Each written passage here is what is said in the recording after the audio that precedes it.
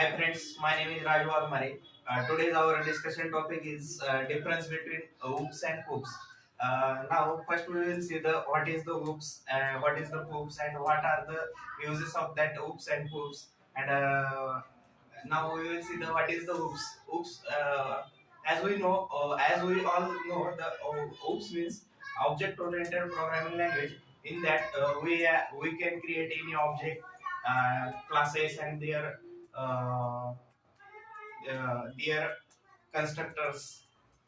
This in that that means we in the oops we can create the most important thing, that is the object creating. But in oops this is the process oriented programming language. In that we cannot create the objects, and we can directly it working the functions of that programming. There are in that the oops follows the bottom up approach, and in the pop process oriented programming language, it follows the top down approach.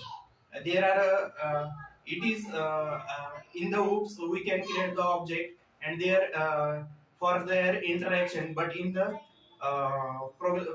process oriented programming language, it works on the functions. They are interact with each other.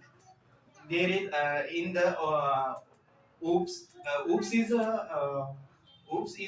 support to the inheritance. But in poops not support to the inheritance. In the oops we can uses the access modifiers, and but in the poops we cannot uses the access access modifier. There is a data heading in the oops by using the abstraction, but in the oops we cannot hide the data. There are some examples of the oops are C++, Java, and the poops example of the poops is C, Pascal. This is the some difference point of the oops and poops.